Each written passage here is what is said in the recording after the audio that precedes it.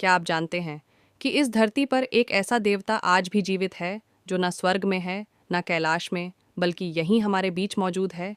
एक ऐसा देवता जिसका जन्म न साधारण था न ही सामान्य नियमों से हुआ था, जिसके जन्म में शामिल थे भगवान शिव, भगवान विष्णु और वायुदेव स्वयं।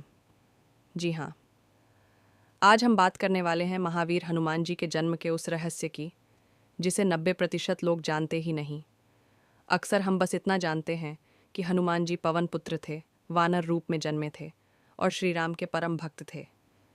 लेकिन क्या आपने कभी सोचा है, शिव भगवान कैसे बने राम के दास? एक वानर बालक को देवताओं से वरदान क्यों मिले? और क्यों कहा जाता है कि हनुमान जी कलयुग के जागृत देव हैं? इन सभी प्रश्नों का उत्तर हनुमान जी के जन्म की कथा में छिपा है। और आज आप इस वीडियो में वह सब जानने वाले हैं जो शायद आपने पहले कभी नहीं सुना। दोस्तों, यह कहानी केवल एक पौराणिक कथा नहीं है। यह कहानी है सेवा की, निस्वार्थ भक्ति की और उस शक्ति की जो अहंकार से नहीं, समर्पण से पैदा होती है। हनुमान जी इसलिए महान नहीं हैं क्योंकि वे सबसे शक्तिशाली थे। हनुमान जी महान हैं क्योंकि उन्होंने कभी अपनी शक्ति का घमंड नहीं किया।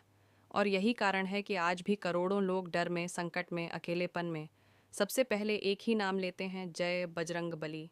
चलो अब आपको ले चलते हैं समय की उस यात्रा पर जब था त्रेता युग और धरती कांप रही थी राक्षसों के अत्याचार से। लंका का राजा रावण अपने वरदानों के घमंड में खुद को ईश्वर से भी बड़ा समझने लगा था। देवता हार चुके थे, ऋषि मुनि भयभीत थे और धर्म संकट में था। तभी देवताओं को एहसास हुआ, रावण का अंत केवल नारायण के अवतार से ही संभव है। लेकिन एक बहुत बड़ी समस्या थी। रावण को वरदान था कि उसे कोई देव, दानव या गंधर्व नहीं मार सकता। उसे मार सकता था केवल एक मनुष्य और एक वानर। यहीं से नियति ने संकेत दिया, राम अकेले नहीं होंगे। उन्हें चाहिए होगा एक ऐसा सेवक जो शक्ति में पर्वत हो और विनम्रता में धूल के समान। तभी देवताओं ने कैलाश की ओर देखा, महादेव शिव की ओर। और जब शिव से प्रार्थना की गई तो शिव ने जो कहा वह भक्ति का सबसे बड़ा रहस्य है। जहाँ विष्णु राजा बनकर अवतरित होंगे, वहाँ मैं उनका दास बनकर जन्म लूँगा। सोचिए ज़रा, महादेव स्वयं दास बनने को तैयार, और वो भी श्री राम के। यहीं से हनुमान जी के जन्म की दिव्य लीला प्रारंभ होती है। लेकिन शिव को अवतार लेना था तो माध्यम चाहिए था, और वह माध्यम बनी माता अंजना, एक ऐसी स्त्री जिसकी तपस्या ने स्वयं भगवान शिव को धरती पर उतरने के लिए विवश कर दिया। कौन थी अंजना? क्यों मिला उन्हें यह वरदान? और क्या था उनका पूर्व जन्म? इन सब का उत्तर अब इस कथा में खुलने वाला है। और यहीं एक और चमत्कार हुआ। उसी समय अयोध्या में राजा दशरथ कर रहे थे पुत्रेष्टि यज्ञ। यज्ञ से निकला दिव्य प्रसाद। लेकिन क्या आप जानते हैं कि उसी प्रसाद का एक अंश उड़ते हुए जंगल तक पहुंचा? और कौन उसे लेकर गया? वायुदेव स्वयं। सोचिए ज़रा, एक ही जन्म में शिव का अंश, वायु की शक्ति, विष्णु की कृपा, जब ये तीनों मिलते हैं तो जन्म लेता है कोई साधारण बालक नहीं, जन्म लेता है महावीर हनुमान। आज इस वीडियो में आप जानेंगे हनुमान जी का वास्तविक जन्म कैसे हुआ, उनका नाम हनुमान क्यों पड़ा, सूर्य को फल समझने की पूरी लीला, देवताओं ने उन्हें क्या क्या वरदान दिए, और क्यों हनुमान जी आज भी जीवित माने जाते हैं। यह कथा आपके डर को शक्ति में बदलेगी और मन को शांति देगी। तो आंखें बंद कीजिए, मन को शांत कीजिए और तैयार हो जाइए हनुमान जी के जन्म की उस दिव्य कथा को सुनने के लिए जो जीवन भर आपके साथ रहेगी। सनातन धर्म में कुछ कथाएं केवल सुनने के लिए नहीं होती, वे जीने के लिए होती हैं। हनुमान जी का जन्म भी ऐसी ही एक दिव्य लीला है।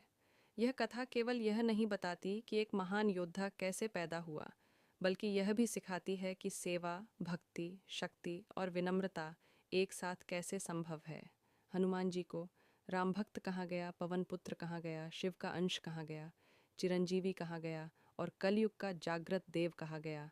इन सभी नामों के पीछे जो रहस्य छिपा है वही इस महाकथा का मूल है। त्रेता युग का समय, पृथ्वी पर राक्षसी शक्तियां बढ़ रही थीं। लंका का राजा रावण ब्रह्मा से मिले वरदानों के कारण लगभग अजेय हो चुका था।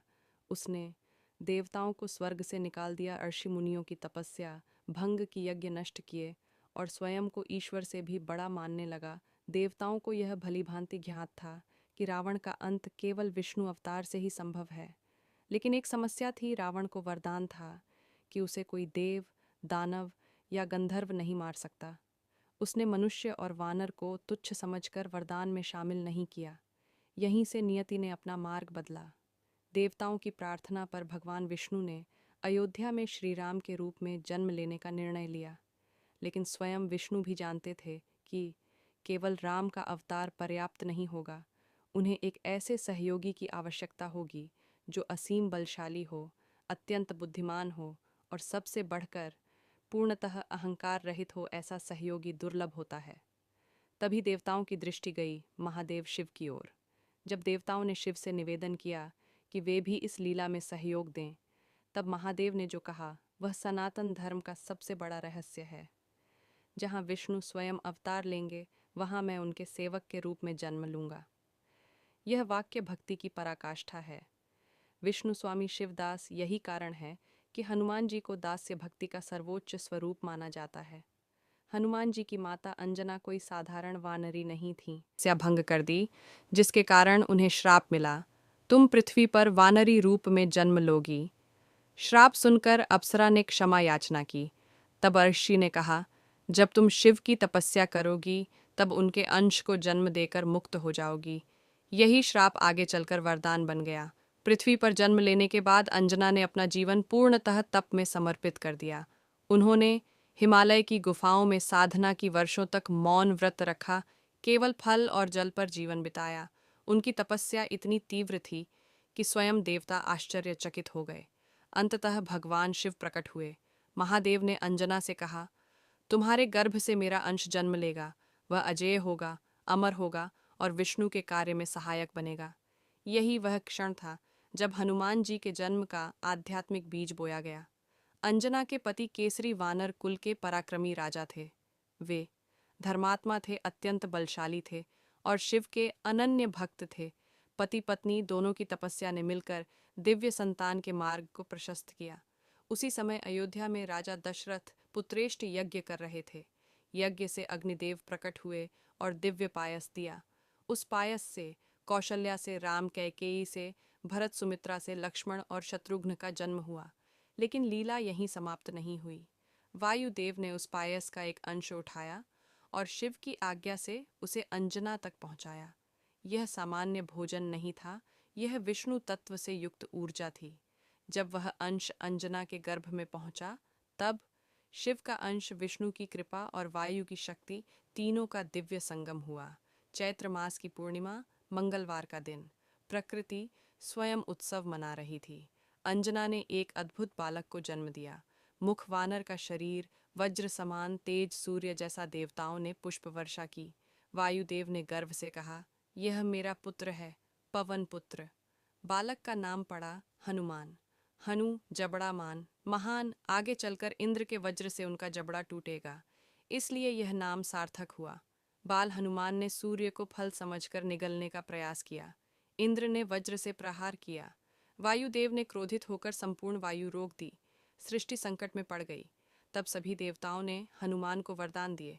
ब्रह्मा, अमृता विष्णु, बल और भक्ति शिव, निर्भयता। हनुमान जी उन 7 चिरंजीवियों में से एक हैं जो कलयुग में आज भी जीवित माने जाते हैं। राम परमात्मा, हनुमान आत्मा।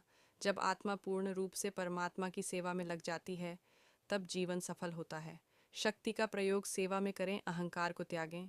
भक्ति निस्वार्थ हो गुरु और ईश्वर में भेद न करें। मौन और संयम रखें, संकट में धैर्य रखें। सच्ची शक्ति विनम्रता में है। ईश्वर का नाम सबसे बड़ा कवच है। सेवा ही साधना है, राम ही सत्य हैं। क्यों हनुमान जी कलयुग के जागृत देव हैं? क्योंकि वे आज भी भक्तों की पुकार सुनते हैं। वे भय हरते हैं, वे शक्ति देते हैं और भक्ति का मार्ग दिखाते हैं।